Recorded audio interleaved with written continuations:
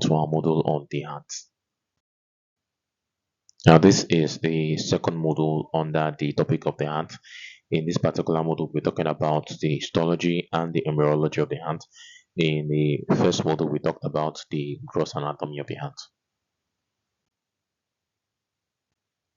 Starting off with histology, the heart is made up of three major layers of tissue.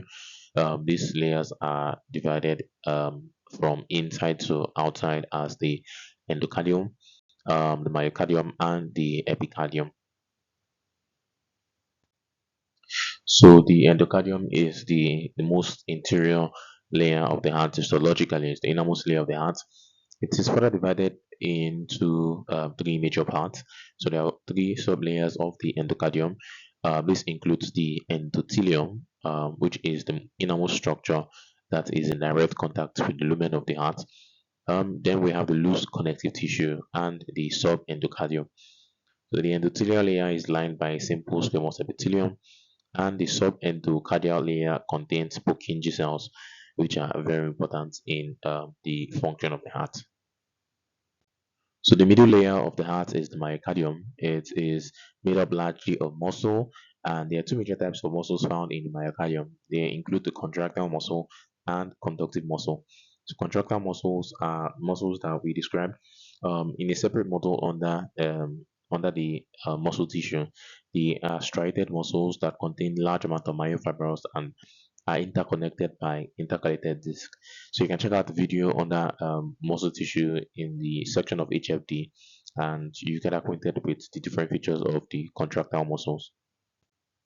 So conductive muscles are specialized forms of muscle fibers that have the unique function of generating cardiac action potential. So unlike other muscle tissues in the body, like the skeletal and smooth muscle, the cardiac muscle tends to be self-generating in terms of action potential. Remember that for a muscle to contract, it first requires excitation, and that excitation could come in a fashion of nerve supply. So typical muscles like skeletal muscle and the smooth muscles tend to have the nerve supply, and the nerve supply is what eventually triggers excitation on the muscle and eventually leads to contraction of the muscle. In the case of the cardiac muscle, this is different because the cardiac muscle by itself becomes the generator of the action potential as well as the site of effect where muscle contraction occurs. And this the role of excitation or generation of action potential is done by the conductive muscles present within the myocardium. There are majorly four forms of conductive tissues found within the myocardium. Starting with, we have the SA node. SA node is the usually referred to as the pacemaker because it's the starting point of the generation of action potential, and it generates the most amount of action potential in a minute, about 60 times, about 60 to 70, no, 60 to 100, about 75 times in a minute. This is the location of the SA node. It is found as a narrow horseshoe-shaped node at the superior end of the crista terminalis of the right atrium. The second is the AV node. The AV node, also known as atrioventricular node, that is a smaller node compared to the SA node. Tends to be located at the atrioventricular junction, just between the right ventricle and the right ventricle and right atrium. It is broader, more cylindrical in terms of its fiber, and it tends to be involved in conducting action potential that has been generated by the SA node. So action potential from the SA node is going to be sent to the AV node, and from the AV node it is sent to the ventricles. Then we have the atrioventricular bundle of His, which is a continuation of the AV node. The atrioventricular bundle of His is located at the interventricular septum, that septum that divides the right ventricle from the left ventricle. So the AV bundle of His tends to pass upward from the AV node and reaches all the way down through the interventricular septum towards the apex of the heart. You can see that it tends to branch off at a particular point. So it runs a very short distance from the AV node, and then eventually branches off into 2 points. So it branches off into right and left bundle branches. Then the right bundle branch will eventually go ahead to supply the right ventricle. The left bundle branch eventually goes to supply the left ventricle. Then we have the Purkinje fibers being the last aspect of the conductive tissue. They are continuations of the bundle of his on the right side and the left side. They are plexus of nerves that tend to branch and pass beneath the endocardium to supply parts of the right and left ventricle. So you can see the bundle of the Purkinje fibers present here as plexuses of nerves coming from the different bundle branches. The outermost layer of the heart is known as the epicardium. The epicardium is actually an extension of the pericardium. The pericardium tends to be an outer coating of the heart, similar to the pleural membrane. But the pericardium itself has two parts. It has a parietal part and a visceral part. The visceral part of the pericardium tends to become known as the epicardium. So the epicardium is the visceral part of the serous pericardium. It is made up largely of epithelial tissue, and the type of epithelium found there is simple squamous epithelium.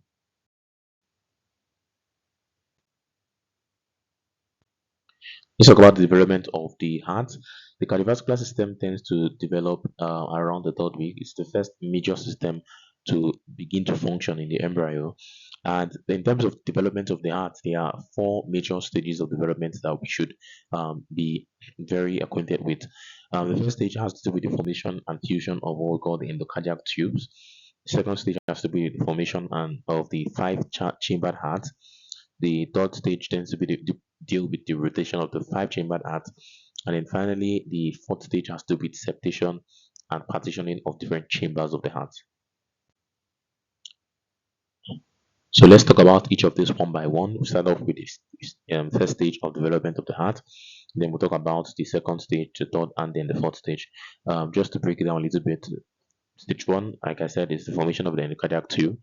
Stage two is the formation of the heart tubes, and eventually the five-chambered heart. Stage three will be formation and rotation of the five-chambered heart, and then finally stage four has to do with the septation and the partitioning of the heart. So in this first stage of development of the heart, the primitive structure that tends to eventually give rise to the heart is gotten from mesoderm. So mesoderm from the primitive streak tends to migrate first of all to a particular region known as heart forming region. That region is located very close to the mouth, very close to the stomodium. And after that mesoderm has migrated to that particular region, it begins to organize itself, and it organizes itself to form a set of cords known as bilateral angioplastic cords. So they are two on each side, one on the right and one on the left.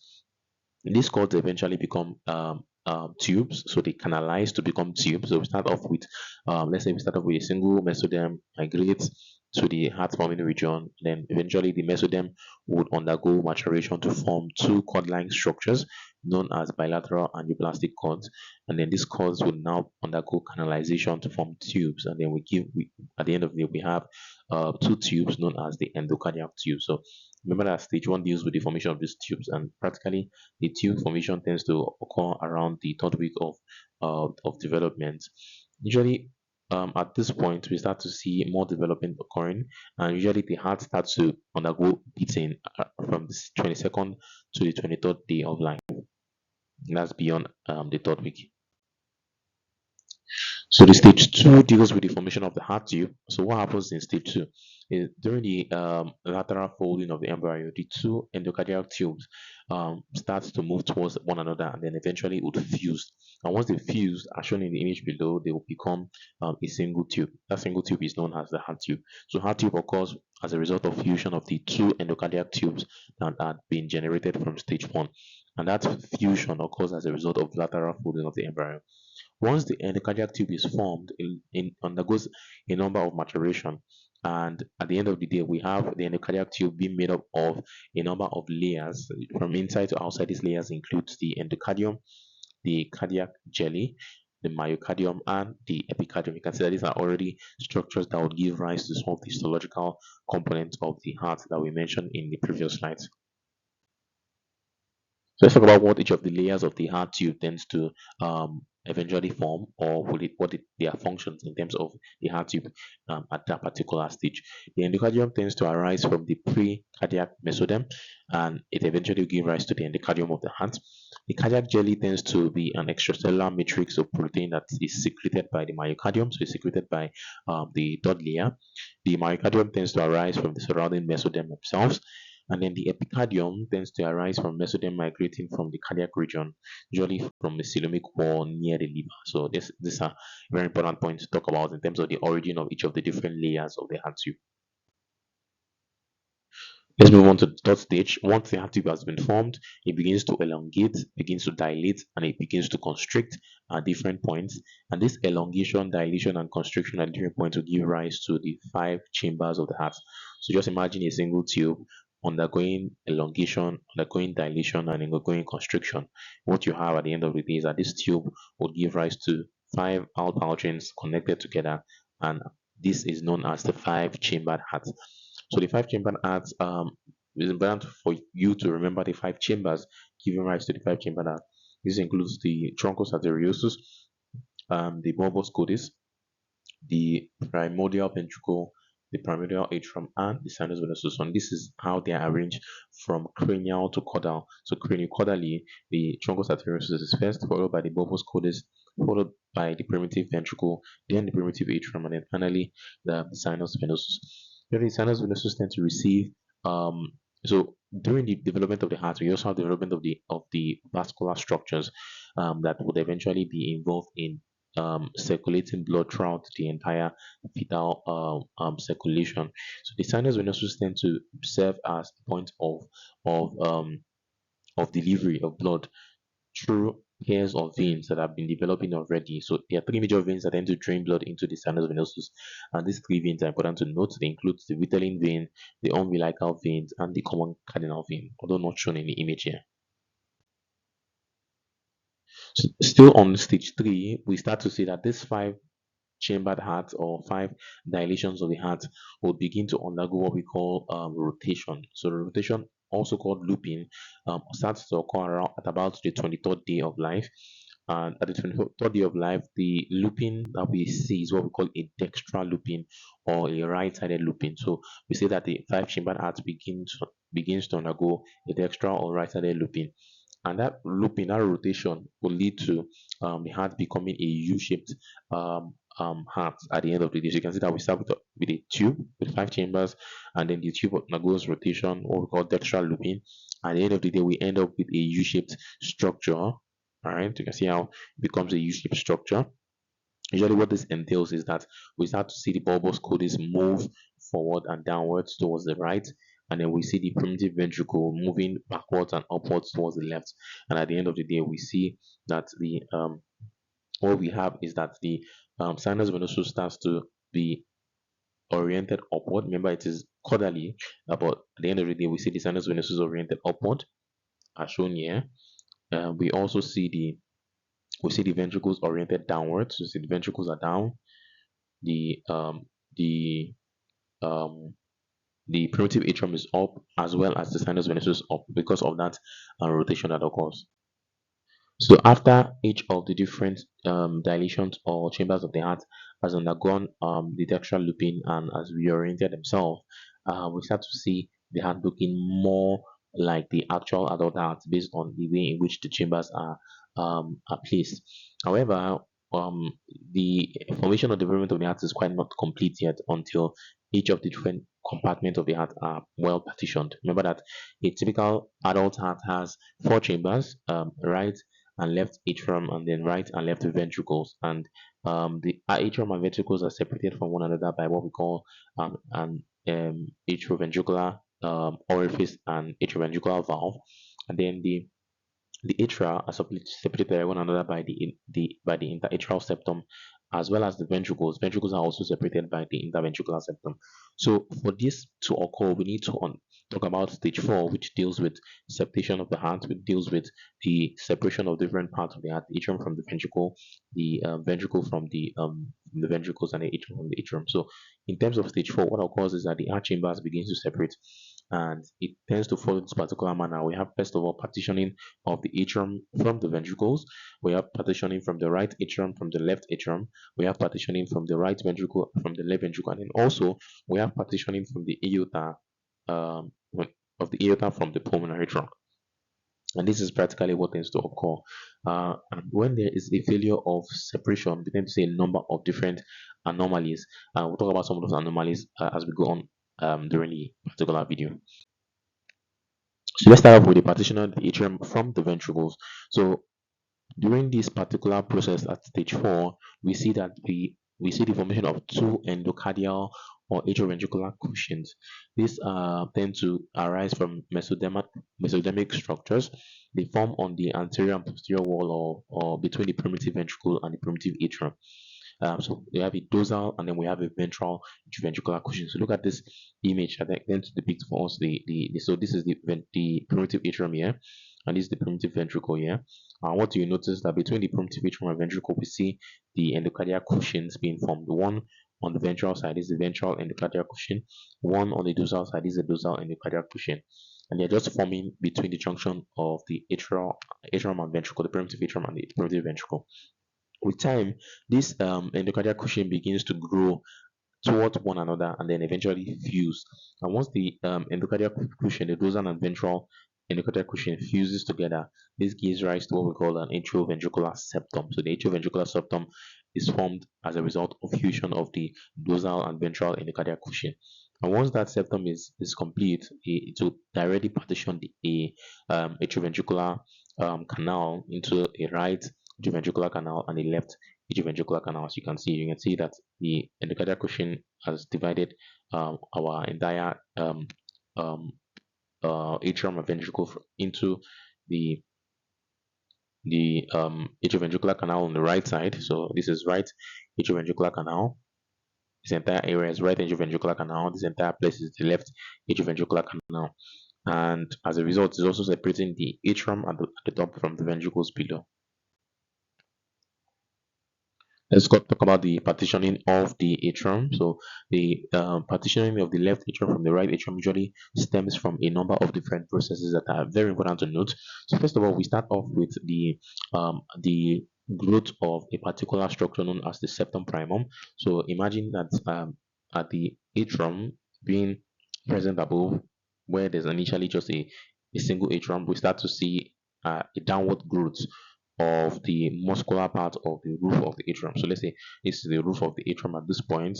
The muscular portion of the roof of the atrium begins to, of the mesodermic part of the roof of the atrium begins to grow downwards. And this growth, this initial growth, this drainage structure you are seeing here is known as septum primum. So it begins to grow and is growing downwards towards the endocardial cushion. It's trying to meet up with the endocardial cushion at this point.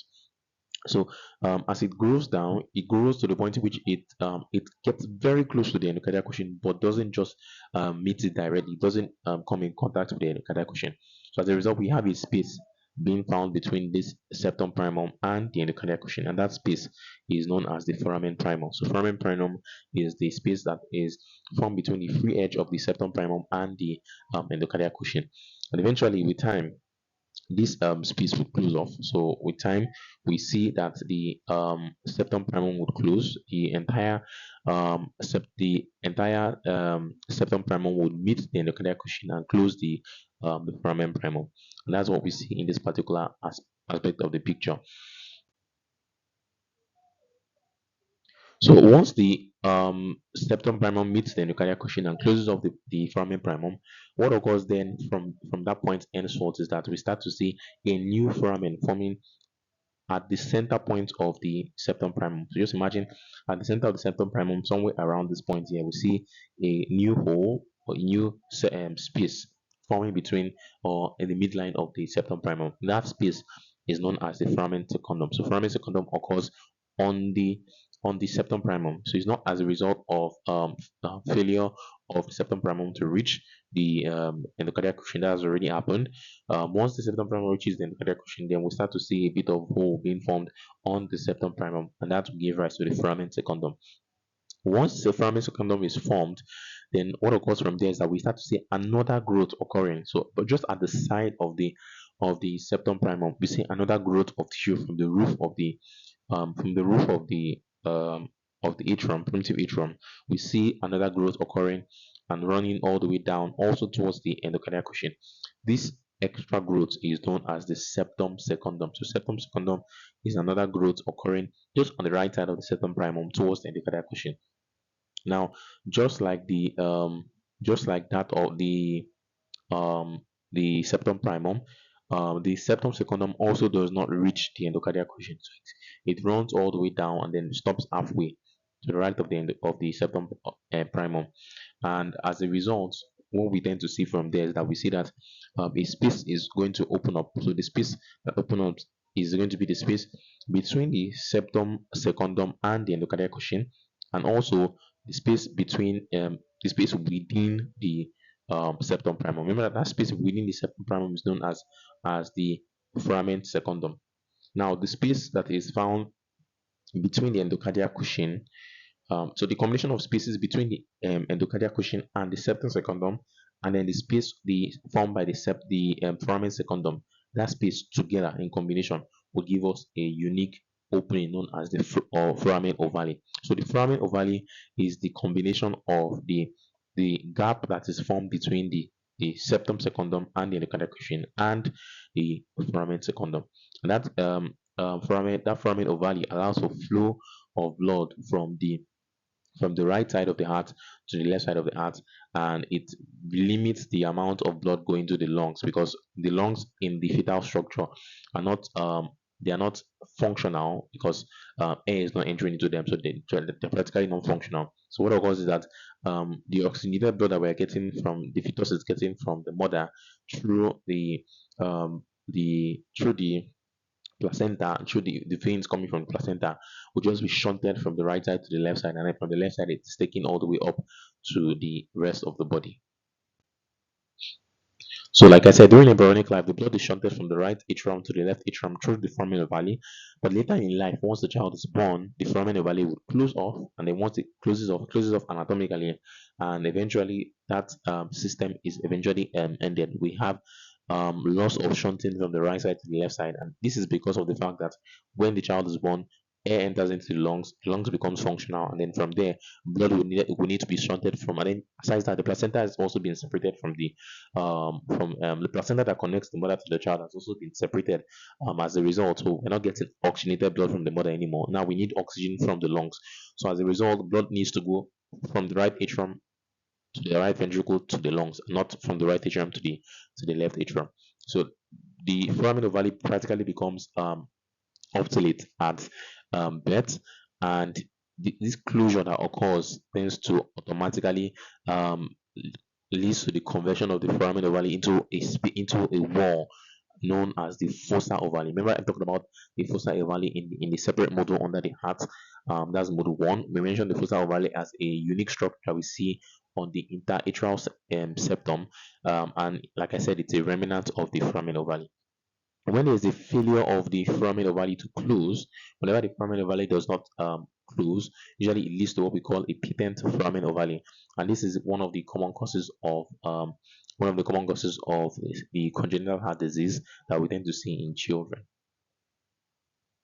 Another very important congenital heart disease that we see in children tends to be problems with the development that we talked about so far. So whenever there's an excess resorption of the septum primum, or whenever the septum secundum, or both of them tends to have an excess resorption. What I mean by excess resorption is that whenever the growth of the septum primum or septum secundum is not extremely close to the endocardial cushion, whereby that space is very small.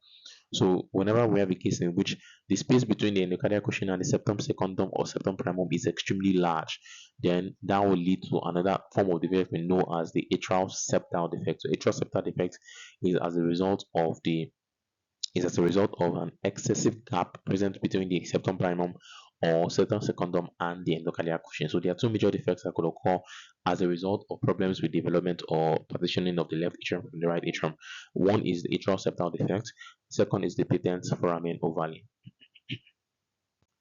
So let's talk about the partitioning between the left and the right ventricles. Usually, partitioning starts with the growth of a muscular septum from the floor of the primitive ventricle. So this is akin to what we see in the atrium, just like as we had the septum primum or septum secundum growing from the roof of the atrium.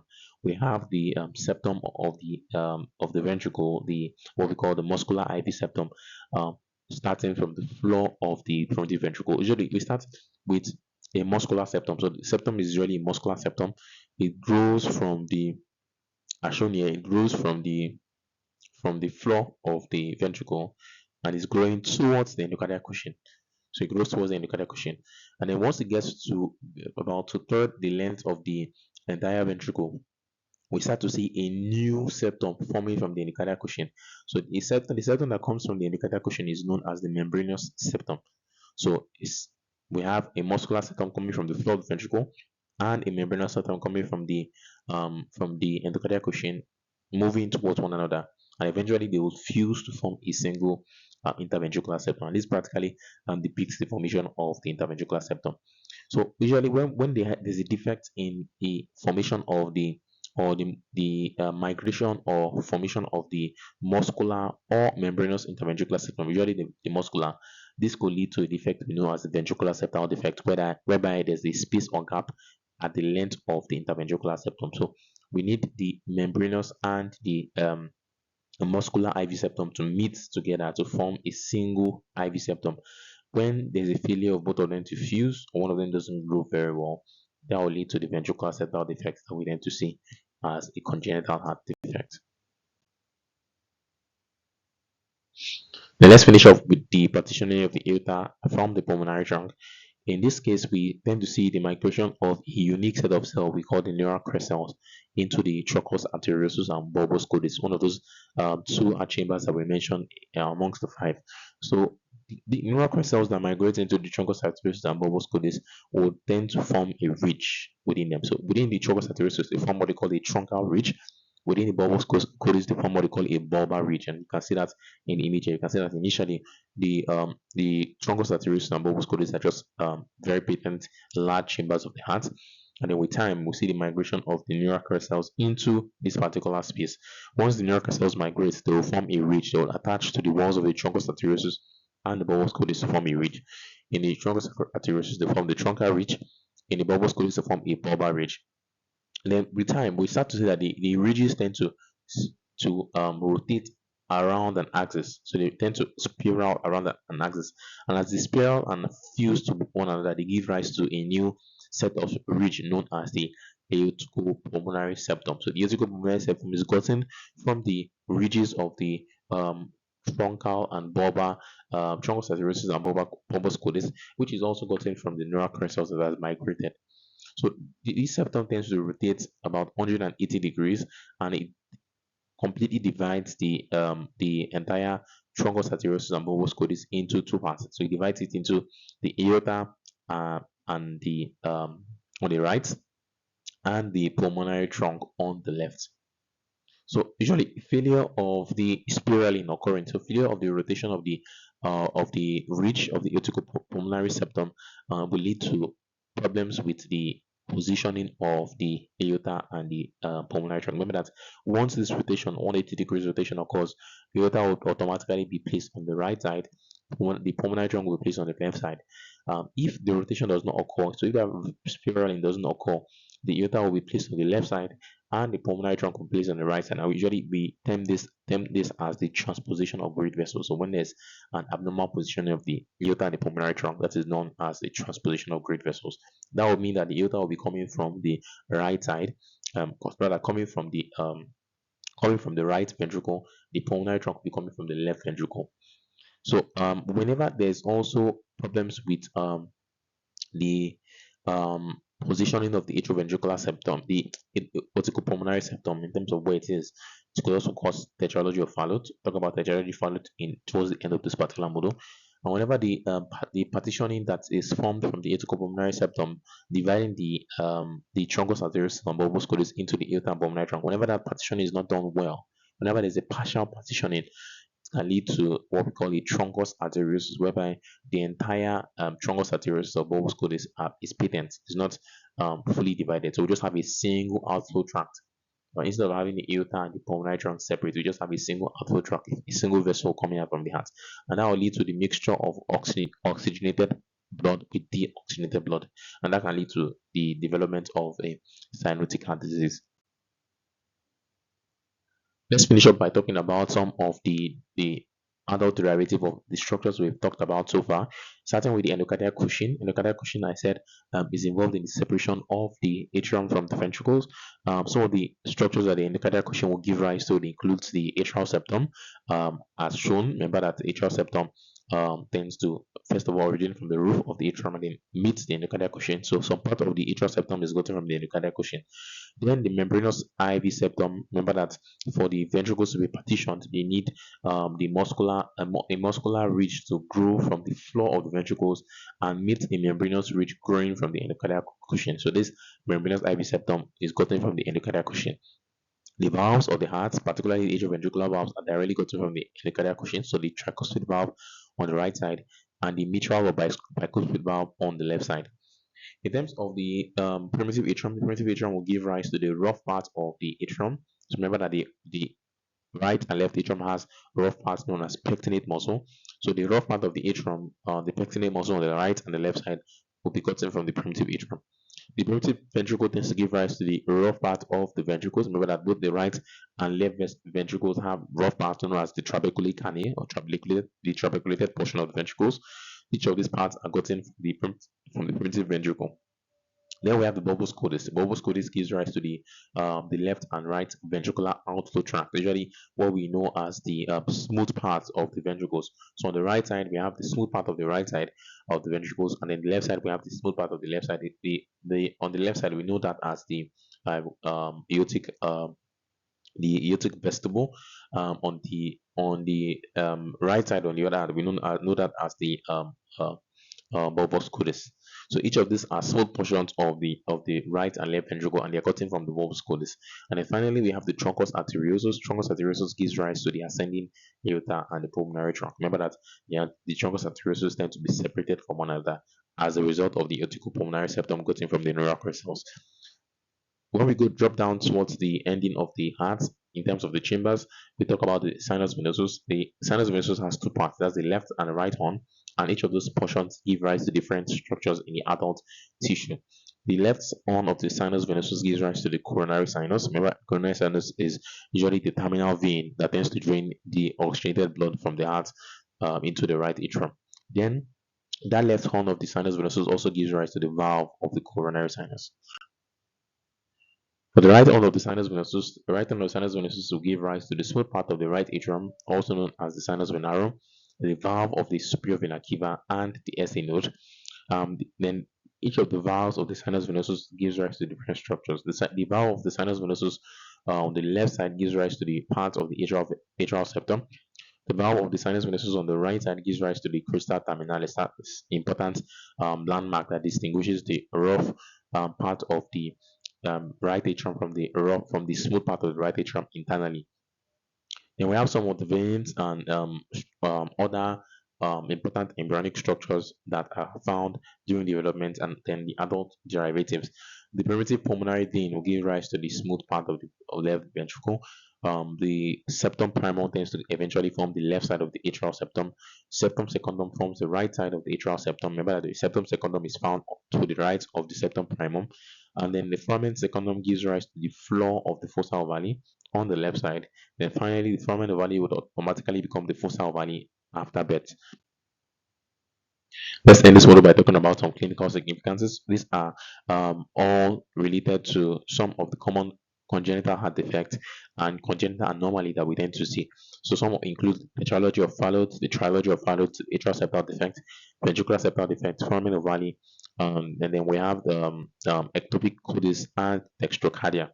In terms of tetralogy of Fallot, this usually arises when there's a malformation of the heart, and it presents with four major anomalies. We'll talk about that when we see a picture of the tetralogy of Fallot.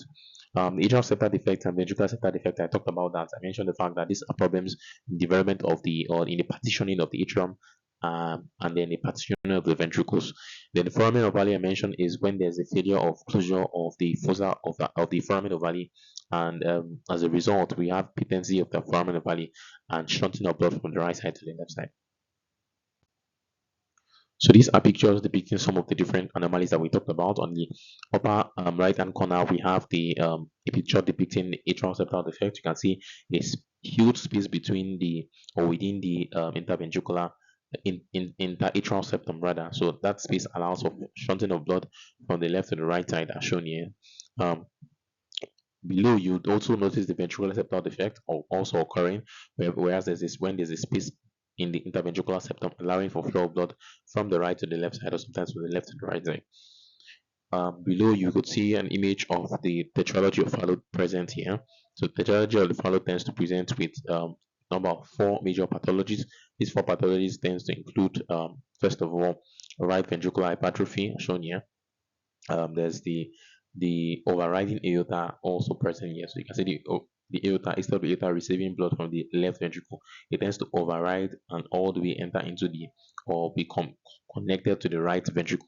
And the reason why this is so, the reason why we tend to see this connection is because of a ventricular septal defect also present there. So aside right ventricular hypertrophy that we can see, the thickening of the wall of the right ventricle, we also see the ventricular septal defect. So there's a gap in the interventricular septum. So blood coming from this from this right side would eventually be shunted towards the left side. But that blood goes directly into the aorta because of the overriding aorta we see here. So overriding aorta is the third important anomaly of the tetralogy of Fallot.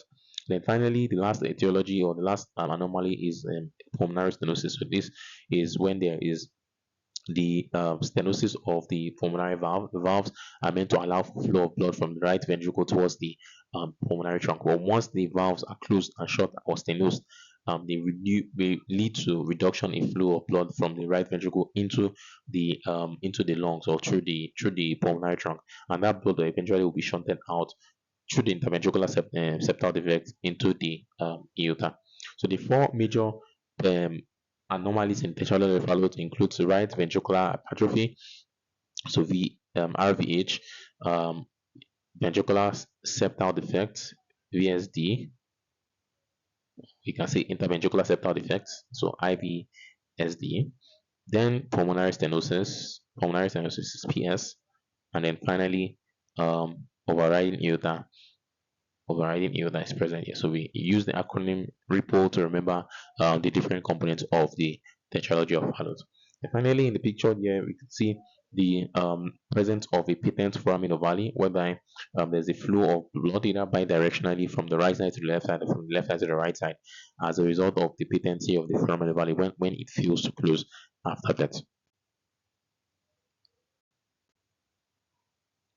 So let's talk about some of the anomalies that we could see during the initial stages of the development of the heart. Remember that for the heart to develop, once the chambers of the heart has been formed, they will undergo what we call a dextrolooping. Dextrolooping means the rotation of the heart on the right side, and then eventually dextrolooping usually tends to lead to the heart being positioned on the left side. So dextrolooping will allow the heart, once it rotates, so it has the right rotation or rotating towards the right rotating in the right axis will lead to the heart being positioned on the left side. So you can see that the apex is found more towards the left side of the body. Whenever we have dextral looping not occurring, what tends to occur is what we call a level looping. So level looping is shown here. Level looping is the opposite. So in level looping we have a left-sided looping or rotation of the heart, and this will lead to the heart being positioned on the right side rather than the left side. So in level looping, we have what we call a dextrocardia, heart that is positioned to the left side, a dextrocardia. And in this case, when we are listening or auscultating for the heart sounds, we are not listening, we might not necessarily hear the heart sounds on the right side, or on the left side, rather. But in the patient with dextrocardia, we'll be hearing the heart beat on the right side, and the apex beat will also be felt on the right side. The last image here shows the image of an heart, a heart that is present on the outside rather than the within the thorax, and that is known as an ectopic chord. Is presence of the heart externally. This could come down with a lot of complications. So children like this tend to survive, but if they don't survive, it tends to be due to the presence of the fragile nature of the heart and its exposure to the external environment. And that concludes our model on the heart.